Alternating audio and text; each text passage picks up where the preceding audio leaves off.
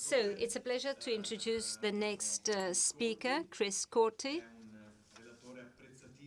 a highly respected lecturer on technical subjects of jewellery for Santa Fe Symposium and JTF.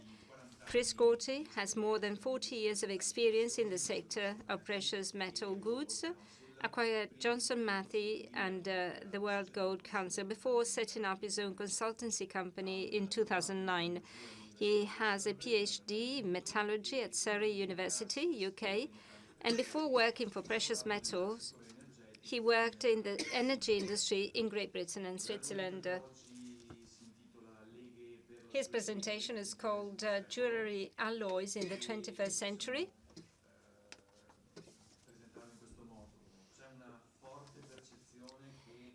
So there is a strong perception that in our sector nothing has changed in alloy compositions used for jewellery application.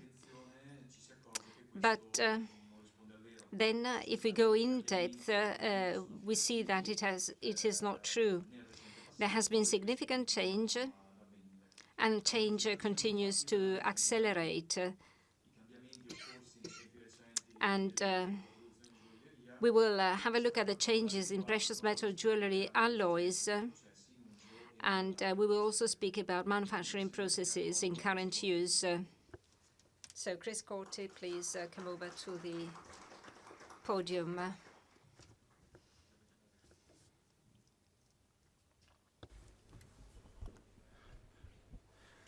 Good afternoon.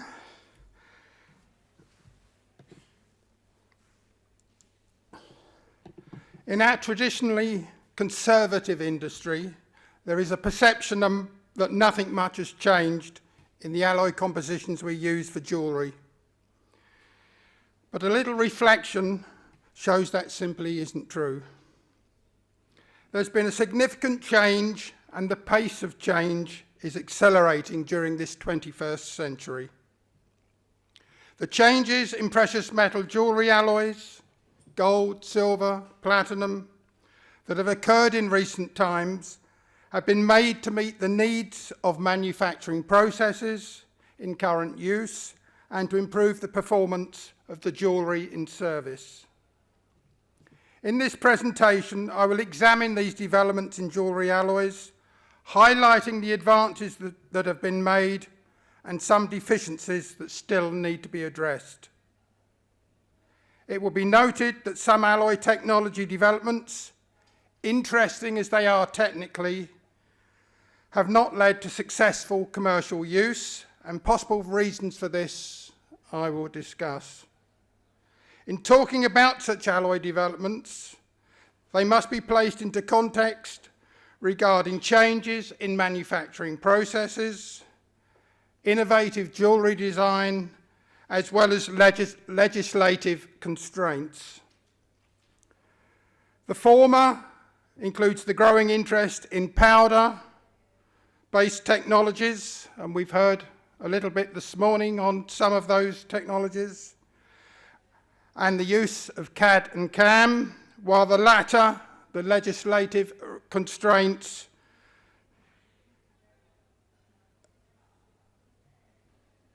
include precious metal content, the national standards that change from time to time, and alloying limitations that impact alloy design due to factors such as health and safety, and probably nickel and cadmium are two good examples of that. To conclude the presentation, this overview will look into the future. What further alloy developments can be anticipated against the background of changing regulations, social climate, and the introduction of new manufacturing technologies, as well as improved properties.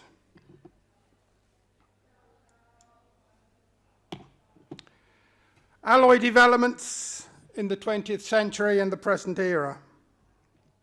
The understanding of the metallurgy of alloys and the effects of individual alloying metals on microstructure and properties, coupled with substantial improvements in refining technologies and assaying and analytical techniques, largely developed during the early to mid-20th century, a period when metallurgy emerged as a distinct science and technology, and techniques such as X-ray diffraction and optical and electron microscopy were also developed that allowed us to understand the microstructural changes that occurred during casting, deformation, and heat treatment. This is a time when the evolution of alloys with tailored properties to suit manufacturing processes and improve performance began to emerge. Our knowledge over this time can be summed up in the publication of books such as Working in Precious Metals by Smith in 1933, the Edelmetall Taschenbuch, the Precious Metal Handbook, by de Gusser in 1967, and Gold Usage by Rapson and Grunewald in 1978. Apart from the major precious metal companies who developed a range of commercial jewellery alloys at this time, a lot of understanding of their metallurgy was also published by research organisations such as FEM in Germany. Many phase diagrams of the precious metal alloy systems were researched and published during this time. This is a time when this knowledge enabled the strengthening of certain alloys by age or precipitation hardening. Investment loss wax casting was rediscovered and developed for the dental and jewellery applications, and the use of grain refiners and deoxidizers became the norm.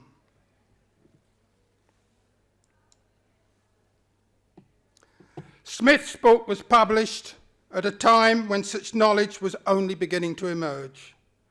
Smith gives many compositions of alloys that are familiar today, but for coloured carat golds, he notes the use of additions of zinc and cadmium to gold, silver, copper alloys, but there's no mention of grain refiners.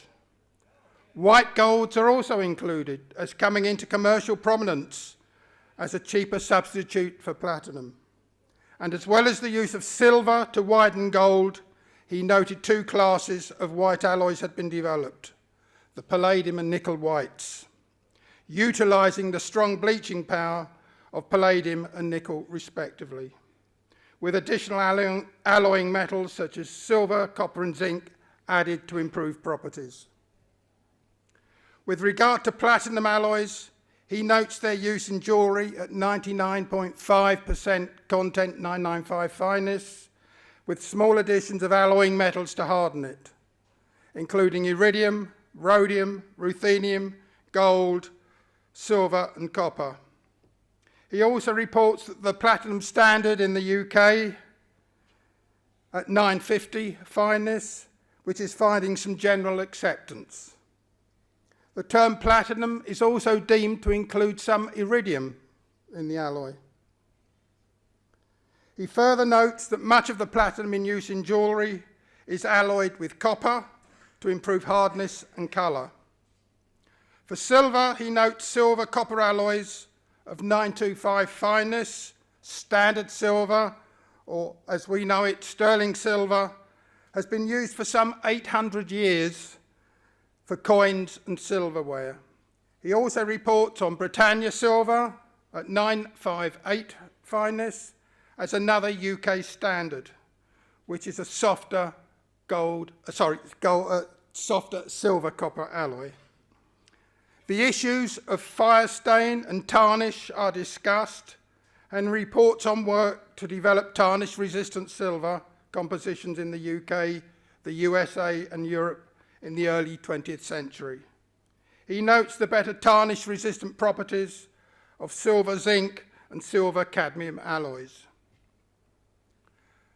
Moving forward to 1978 and Rapson's book on gold alloys, we find more detailed information on alloy compositions of commercial carat golds, their physical and mechanical properties over a range of caratages. The use of grain refiners such as nickel, cobalt, iridium, ruthenium and rhenium in the coloured golds is noted. The use of small additions of zinc as a deoxidizer and its use in larger amounts along with cadmium as a substitute for silver in copper-rich alloys to reduce the redness of the colour in the coloured golds.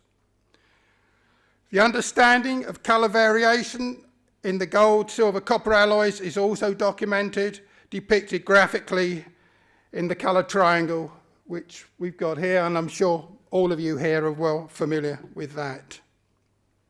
Our understanding of the coloured carat golds and the influence of composition on microstructure and properties is perhaps illustrated by taking two examples. Firstly, when 18 and lower carat golds that contain copper are annealed after cold working, simply allowing them to air cool results in material that is hard and not as ductile as we might anticipate it for recrystallised material, and will tend to crack on further working. However, if the alloys are rapidly cooled in water, the alloys are soft and ductile and can be further cold worked. This is because quenching retains the high temperature solid solution phase. Slow cooling below about 400 degrees Celsius allows the precipitation of copper-rich phases and or the disorder to order transformation to intermetallic phases AuCu and AuCu3, which are face-centered tetragonal in structure, as we can see in the ternary phase diagram on the right of this slide. So here we can see the intermetallics that form, and we also have in these regions, two-phase regions, we've got copper-rich phases precipitating out. The problem does not occur in high carat 21 and 22 carat golds, which remain single phase right down to room temperature. The second example is how changes in composition by additions of zinc to gold, copper, silver alloys influences the workability or malleability. If we take the ternary phase diagram on the slide, it is represented by a prism with the three binary phase diagrams evident on each prism face. Again, we can see the regions of the significant region of two-phase structures in the phase diagram, and that's bounded by these curved lines at different temperatures. So quite a significant area at 18 carat and lower of two-phase microstructures. The amount of second phase in an alloy will influence how hard and how difficult to work an alloy is. The amount formed will depend on how close the alloy composition is to the boundary with the single phase region. Close to it, there will be a little amount of second phase precipitate. In the centre, there will be lots. It will be a 50-50 mixture. MacDonald and Sister came up with a system of describing such alloys. Type 1 alloys are essentially single phase and are easy to work. Type 2 contains some second phase and are less easy to work, and type 3 have lots of second phase and are hard to work. 14 carat golds can be particularly difficult to work, so careful selection of alloy composition allows us to obtain golds that are easy to work, but then we restrict ourselves to the colour range that we can get. However, zinc alloy additions tend to contract the region of second phase in carat gold. So if we add some zinc to our alloy, for example, we can free up the alloy in terms of workability, as we can see in the table on the left. All three 14 gold alloy compositions on the table are the same yellow colour, but the zinc additions change the alloy from type 3 difficult to work to type 2 easier to work, and even to type 1 quite easy to work. After this general review of the state of alloy development during the 20th century, it is appropriate to look at each jewellery metal in a little more detail. And we'll start with silver alloys. Apart from the standard sterling silver, 92.5 silver, 7.5% copper, special grades for enamelling, chain manufacture, casting and spinning have been developed. These contain additions of metals such as cadmium and zinc to improve ductility, and trace additions of silicon and boron for casting alloys. Zinc also improves melt fluidity in investment casting and acts as a deoxidizer in casting.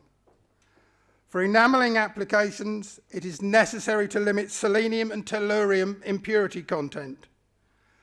It should be noted that such impurities also cause embrittlement of your silver alloy. The two major drawbacks of sterling silver, and also silvers of other finenesses, are its tendency to tarnish due to the formation of silver and copper sulfides on the surface, and the frequent occurrence of fire stain during manufacture of jewellery, which we can see in the ring on the bottom of the slide. Fire stain is an internal oxidation of the copper to form subsurface copper oxides, which show as a dark stain on the surface and are difficult to polish away. It forms on heating the metal in air, such as in annealing and in soldering. Consequently, a number of alloys that are resistant to fire stain and tarnishing have been developed in recent times. Probably the best known of these is an alloy known as argentium, which contains germanium as an alloying addition as well as copper. It typically contains about 1.1% germanium, and this forms an intermetallic phase, Cu5Ge, in the microstructure, and it enables the formation of a protective transparent germanium oxide layer on the metal surface to retard tarnishing and inhibit internal oxidation of the copper. Argentium also, interestingly, can also be age-hardened. Many of the other new commercial alloys use germanium and or silicon additions or platinum group metal or gold additions to confer improved fire stain or tarnish resistance. Fischer-Bühner and his colleagues at Legor have recently reported the development of a copper-free sterling silver that is tarnish and fire stain resistant, where all of the copper has been replaced by base metals such as indium, tin and zinc, and some palladium. Sterling silver is a soft and malleable alloy. There is a demand for stronger, harder alloys, and a recent development in the USA has tried to address this concern. The alloy they developed is a 92.5% silver, copper, palladium, tin, zinc composition containing 2.75% palladium. This new alloy is much harder than conventional sterling silver, with an as-cast hardness of 90 to 110 Vickers compared to 65 for conventional sterling, and can also be age-hardened up to about 140 to 170 Vickers. It also has a superior tarnish resistance. I will note here that 925 sterling silver dominates the UK and many other markets, but in other markets, lower fineness of silvers, typically 800, 830 and 850 are preferred. Let's move on to platinum. Platinum only became popular in jewellery in the 1970s when the market was promoted by the platinum producers through the Platinum Guild International. Up to this time, most jewellery alloys were based on the industrial alloys such as platinum iridium, platinum ruthenium, platinum gold and platinum copper, with alloys for jewellery manufactured largely at 950 and 900 fineness, although 850 and 800 finenesses were also in use in some markets. All these alloys have high melting temperatures, making manufacture of jewellery, particularly investment lost wax casting, difficult and challenging for the jeweller used to working with gold and silver. There was very little development of jewellery-specific alloys at this time, although the platinum 5% cobalt alloy for investment casting and the age-hardenable alloys containing gallium, such as platinum 3 gallium, 1.5 indium, were developed and introduced commercially at that time. An advantage of gallium and indium additions is that they lower the melting temperatures, and their use will be seen a little later in some other later alloy developments. At the end of the 20th century, the platinum jewellery alloys in common or growing use around the world, and their application was summarised in 1996 by Huckle of Johnson Matthey and in 1999 by Mertz of Platinum Guild International. And the link to their industrial alloy origins can clearly be seen in this table. And I hope you can all read it. I know the type is a little bit small. It is evident from looking at this table that at 950 and 900 finesses, there is a broad range of alloys available with varying mechanical properties, each suited to various manufacturing techniques. In general, the working of platinum alloys is not a problem, although polishing and machining is more difficult compared to gold and silver, and the low thermal diffusivity of platinum and its alloys makes laser welding and additive manufacturing easier compared to gold and silver. The major issue in manufacturing has been investment casting. The high melting and casting temperatures required use of special phosphate-bonded investment mould materials, and the poor melt fluidity requires use of centrifugal casting machines to obtain good mould fill, rather than the modern gravity machines commonly used for gold and silver. The new generation of tilt casting machines are also suitable. The chief problem with platinum casting is getting defect-free castings, and there have been several investigations on the relative merits of different alloys, looking particularly at surface quality, form filling, and gas and shrinkage porosity. The general findings from these studies show that the platinum 5% cobalt alloy to be the best of the current alloys, but it is still not an ideal alloy.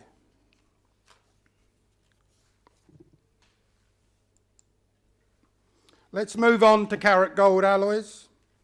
Gold jewellery, as I'm sure you all know in this room, can exhibit a range of colours, and hence a range of compositions exist to cover this colour range at all the standard caratages, and that ranges from 8 to 22 carat, used around the world. To understand why there is such a large range of caratages on the market, one needs to understand the markets around the world and the impact of culture on caratage preference. I'm not going to go into that now, but there is a reference if you're interested. So let me start with the normal coloured golds. Gold is unique amongst the precious metals in that its alloys can be made in a range of colours, depending on the alloying metals used, as well as the intrinsic rich yellow colour. Alloying it with copper moves the colour towards pink or rose and to red, whilst alloying it with any other white or grey metal tends to bleach the yellow colour towards white. Alloying with silver and cadmium gives a greenish hue to the yellow, and such alloys are often referred to as green gold.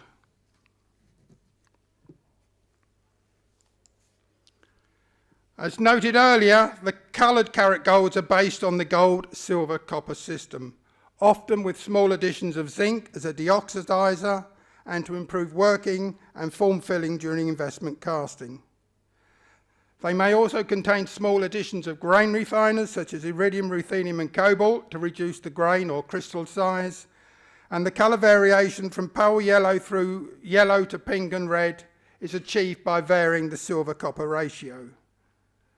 Very small silicon additions may also be used as a deoxidizer, giving clean surfaces on castings, but note that too much can lead to embrittlement of the alloy. We look at white golds. At low caratages such as 8, 9 and 10 carats, alloying gold with just silver yields a good white colour, but such alloys are soft, and many commercial alloys of these caratages may contain some copper to increase hardness, to the detriment of the whiteness. At 14 and 18 carat, there are two classes of white gold where nickel or palladium are used as the principal bleachers of colour, with additions of copper silver and or zinc used to modify the mechanical properties. In many commercial alloys, the amount of nickel or palladium is limited for technical or economic reasons, and the alloys are often not a good white colour. And there's a good example on the bottom of this slide. Here, the rhodium plating's been removed, and you can see quite clearly that the alloy is not a good white colour. Jewellery in such alloys is often rhodium plated to confer a good bright white appearance, and this posed a dilemma to the industry in terms of defining the boundary between yellow and white quantitatively. This was resolved in 2005 by an MJSA World Gold Council task force, where a parameter, the yellowness index, was used to define quantitatively where the boundary between yellow and white lay. White golds have a yellowness index of 35 or less. And within that definition, there are 3 grades of whiteness.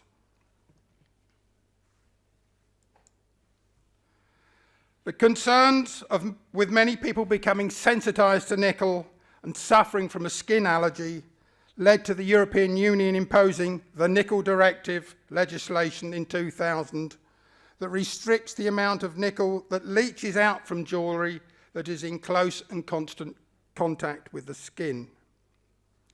The advent of the EU Nickel Directive that limits the use of nickel in jewellery and the higher cost and density of palladium has resulted in much research and development to find alternative white gold alloys. Alloying additions of manganese, iron and chromium, for example, have been evaluated, but have been found wanting on important aspects, such as a tendency to crack or to tarnish heavily.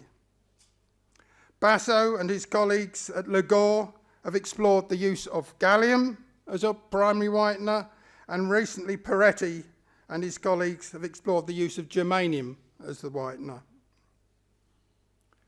An interesting development has been reported more recently by Simonet, and she reports the development of a very white alloy. It's got a yellowness index of only 7 that is suited to manufacture by selective laser melting, and we heard a little bit of reference to that technique this morning. Thus, the alloy is only required to be made in powder form, and so some constraints imposed by conventional processes are removed. This gives some extra freedom in terms of alloy design. The alloy is an 18-karat gold containing 15% chromium with some palladium and iron. It has a lower density of 13.5 compared to a 15% palladium white gold, which gives economic benefit and is resistant to tarnishing and corrosion.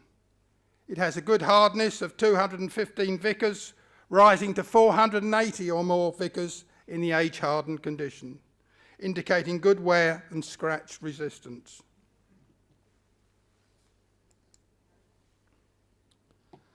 So let's look at a few alloy developments that have had very limited commercial success.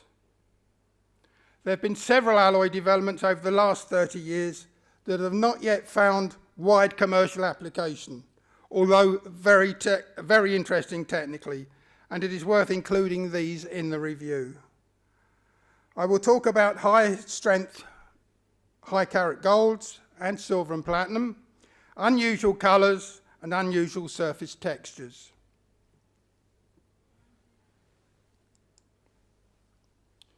So let's start with high-strength, high-carat golds.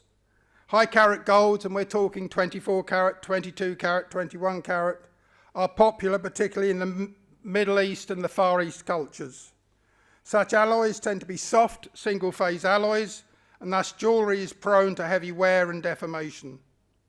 There is a desire for such alloys with improved strength and hardness. There have been 2 technologies developed in the last 30 years to meet this need, namely 990 gold and microalloyed gold. These have been developed mainly for 24 carat gold jewellery, but the concepts can be applied to other high carat golds. Both approaches are also applicable to strengthening lower caratages of gold and to silver, platinum and palladium. So let's look at 990 gold. The development of 990 gold dates from the late 1980s, and it is a gold 1% titanium alloy, i.e. 990 fineness, so it is hallmarkable as 24 carats. It has mechanical properties considerably superior to conventional 24 carat gold, approaching those of 18 carat gold, as you can see in the table.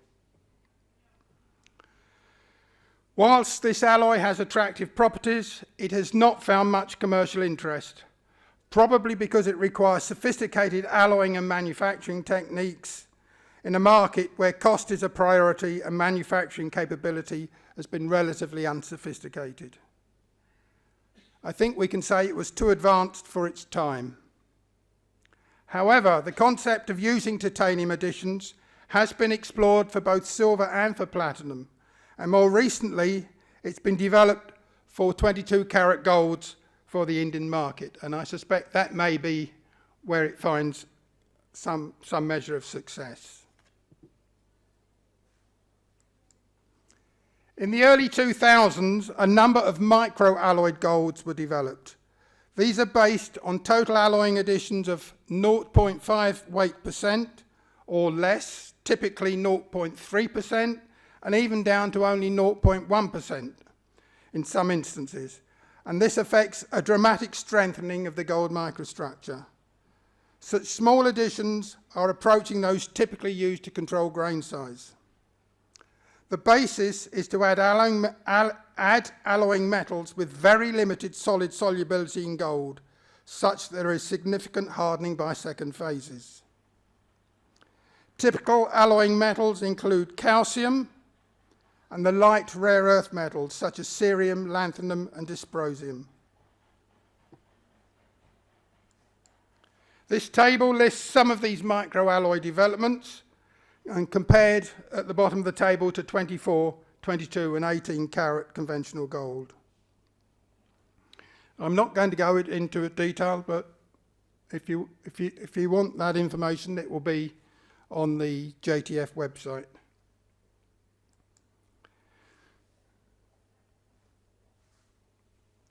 Significant improvements to 22 carat golds have been described using conventional alloying techniques. Van der Lingen and her co-workers at Mintec and Fischer-Bühner at FEM in Germany have both demonstrated use of circa 2 to 2.5% cobalt and antimony additions affect a significant strengthening. Taylor has also patented a cobalt-containing alloy, but with up to 1% boron included. However, the microalloying approach can be effective in 22 carat and lower carat golds too, with using small additions of gadolinium and calcium. Again, these stronger 22 carat gold alloys have not seen much commercial uptake to date, despite strong interest in the Indian markets. But I think that may yet change. If we talk about high-strength silver and high-strength platinum, the microalloying concept has also been applied to pure silver and pure platinum using small additions of the rare earths such as gadolinium, cerium and samarium, and that results in higher strengths and hardnesses. And on this slide I've given you some results for pure platinum and for pure silver. Pure platinum and pure silver are the trademarks.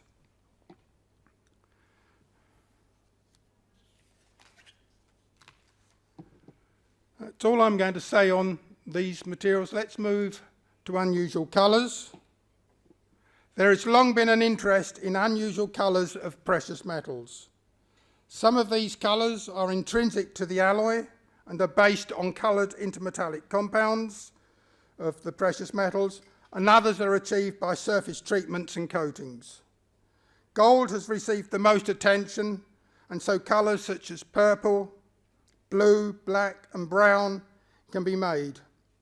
Some commercial success has been achieved, notably with purple gold, or amethyst gold as it's sometimes called, applied as a coating, and that is of a gold aluminium intermetallic compound, AuAl2, and the blue, black and brown generally applied as an oxidation of the alloy tailored in composition with additions such as cobalt. Some coloured intermetallic compounds of platinum and gold have been used to form pseudo gemstones marketed under the Platigem label with colours in the range pink, orange and yellow, but they again have not achieved commercial success. And lastly, let me talk about unusual surface textures. Intermetallic alloys in the gold, aluminium, copper system show a quasi-martensitic transformation which results in a colourful sparkle effect on the surface. Marketed under the label Spangold, they were developed by Mintec in the 1990s at 18 and 23 karat gold content. But again, they have not found commercial interest. So that's all I'm going to say on what's happened up to now. Let's have a quick look to the future. It is evident that the precious metal jewellery alloys have become more complex and more precise in composition to optimise properties to meet manufacturing and market needs. We note that over the last century, alloy compositions are being tailored to suit specific manufacturing processes, to obtain improved performance in service with the customer, and to meet the latest market and legislative demands in terms of quality, health and safety and appearance. Cadmium and nickel are good examples of metals now limited or banned for health and safety reasons, and this has led to new alloy developments, including a range of cadmium-free solders and, we mentioned a bit earlier, the white golds. The irritation of fire stain and tarnishing has led to improved silver alloys. The problems in casting, particularly the instance of porosity, has recently led to the development of improved platinum casting alloys. Oops, sorry, press the right button. This table lists some of the recent developments in platinum alloys for casting, and we can expect to see some of these achieving some commercial success. And this is just a table that summarises the range of platinum alloys that have been studied in casting trials since 2000. You will notice not only some of the conventional alloys that we saw in the earlier table, like platinum 5 cobalt and platinum 5 ruthenium, but there's also a range of new alloys containing gallium and indium, usually ternary alloys, and one or two there where we don't yet know what the magic addition is. So there's a good example of progress in alloy development that's going on at the moment. I'm now going to turn to additive manufacturing, and we've already heard this morning a couple of papers on one particular technology, or two particular technologies, because Frank also spoke about additive manufacturing. New manufacturing technologies also impact on alloy development. More recently, the advent of additive manufacturing, or 3D printing, by selective laser melting of precious metal alloy powders to produce near-net shaped jewellery, has shown that alloys need to be tailored to suit the process. High vapour pressure metals such as zinc are not desirable in the composition. And we've already mentioned the new very white gold alloy, which was developed specifically to use by additive manufacturing technology.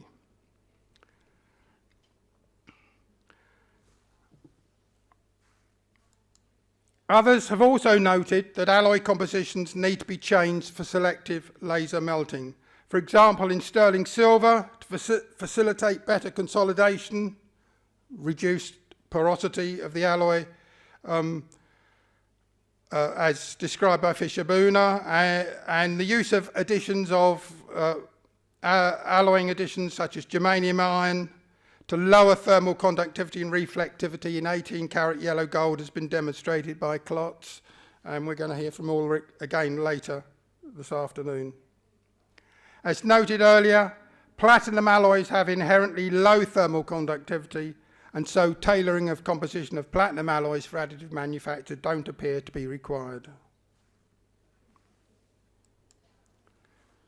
Alloy development is also in a new phase. No longer is the old trial and error approach appropriate for rapid development of improved alloys. even if conducted in a structured way. The new alloys by design approach uses algorithms based on the latest science, proprietary software, and computing horsepower to predict the theoretical performance of millions of different alloy compositions simultaneously and to choose the best optimization for a particular application. This approach starts with a lot of basic data on various properties and alloying behavior, which is fed into the scientific computer models and allows the modeling of performance of different compositions and hence optimization to suit the application requirements.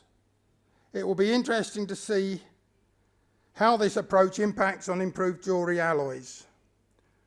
Obvious applications would be improved strength 22 karat gold alloys and other high karat gold alloys, and improved strength sterling silver alloys with fire stain and tarnish resistance, and its use to develop improved platinum casting alloys has already been reported fairly recently by Glatzel and his co-workers in Germany in 2018.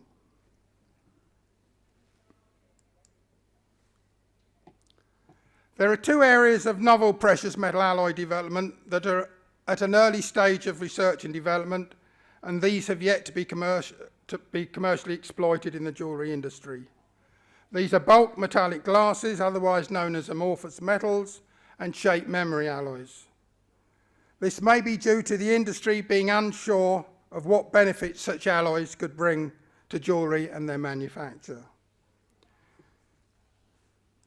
Just going to say a little bit about bulk metallic glasses. You're going to hear a lot more shortly, and I won't go into too much detail. These are alloys that do not solidify into the normal crystalline structure, but to an amorphous structure when rapidly cooled. The alloy compositions generally are close to deep eutectic compositions, and solidification to the amorphous state requires rapid solidification. This amorphous or glassy state is metastable at ambient temperatures, and the alloy will crystallize above a critical temperature.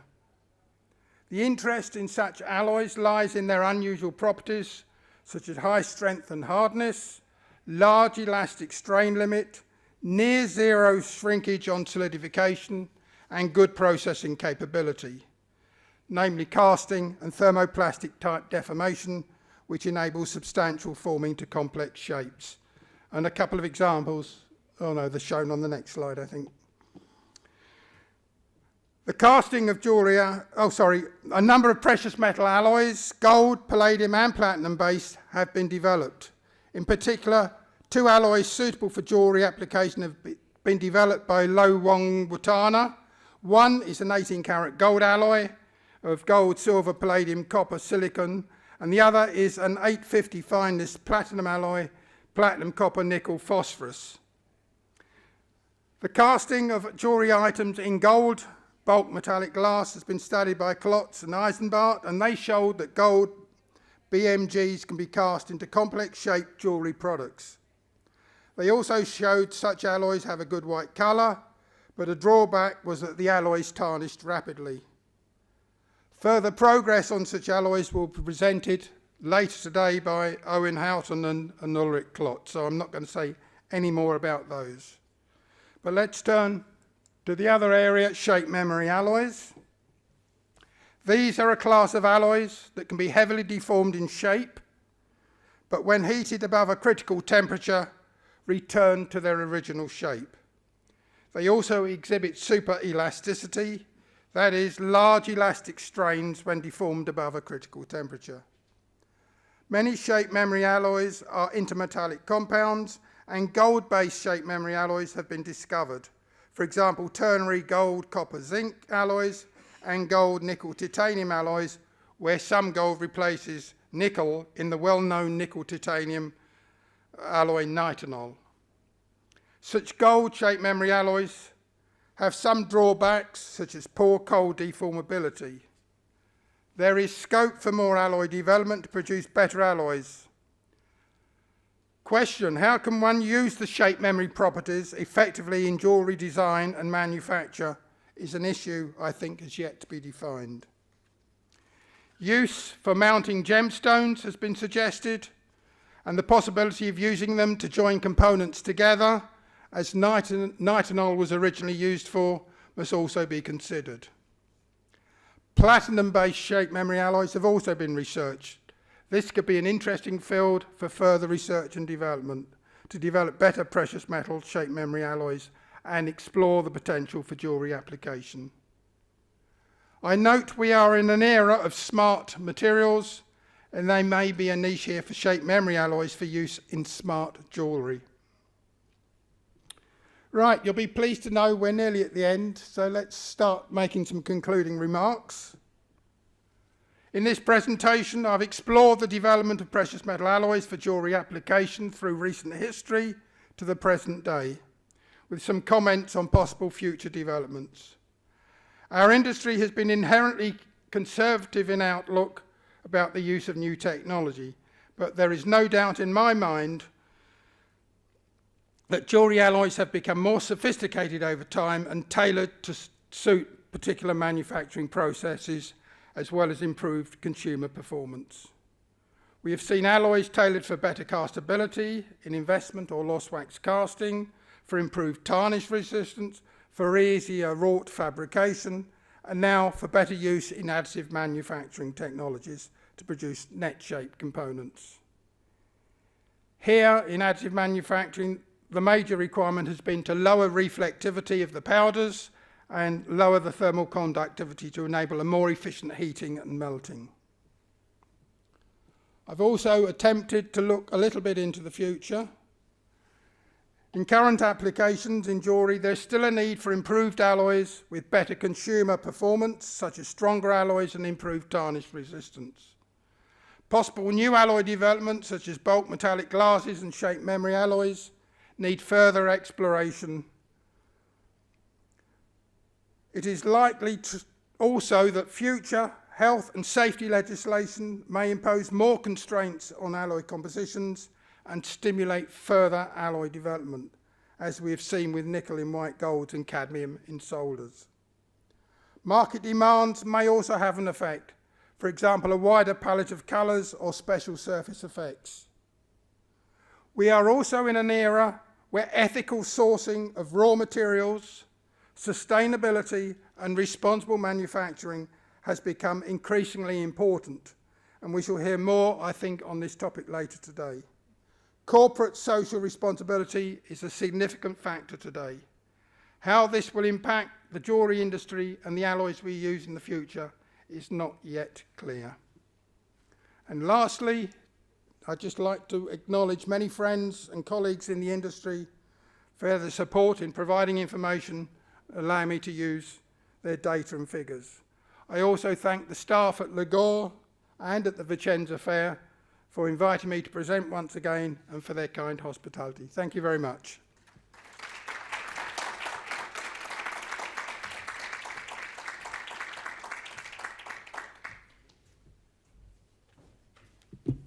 Thank you very much for participating as a speaker, Chris.